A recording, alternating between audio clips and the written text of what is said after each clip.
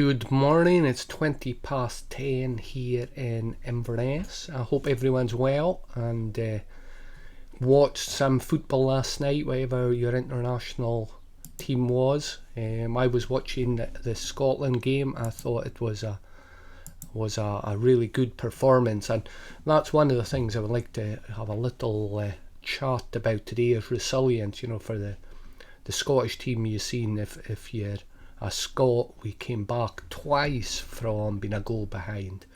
How do you respond to things not going your way when you're playing, the team's playing? If you're a player, if you're playing, but there's a lot of coaches on the page, so how do you respond when you go a goal down?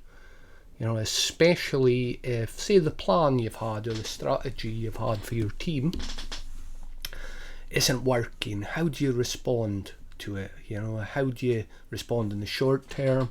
Or, you know, if it's first half, do you wait to half time? Do you make changes? What keeps your, what we would say, head in the fridge as a coach? You know, there's the saying I use a lot: bodies on fire, heads in the fridge. So, you know, you're giving your all, and but also you have to have the mental clarity to see what's happening on the pitch and also make a decision.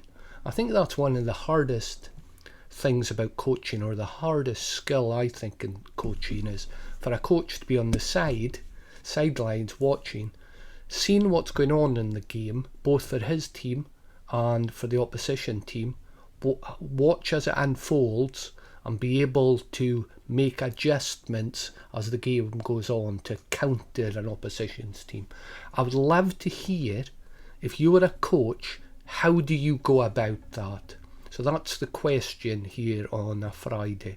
I would love to hear from coaches, is what helps you in real time notice if your plan's working on the pitch, if it isn't working, and how do you go about changing it?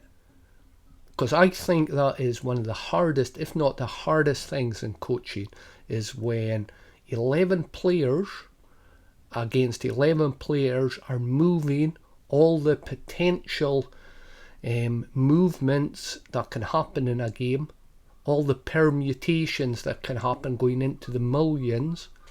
How can you see the pattern that's emerging, not 2 days later when you're going over video, but how can you in real time see what's going on and change it? What helps you, A, keep calm enough in your mind to see it, and then how do you go about changing it? How do you go about making the changes if it's not going well to actually make the change? And if it is going well, how do you know it's going well? What do you look for? Apart from a goal, the goal's obvious.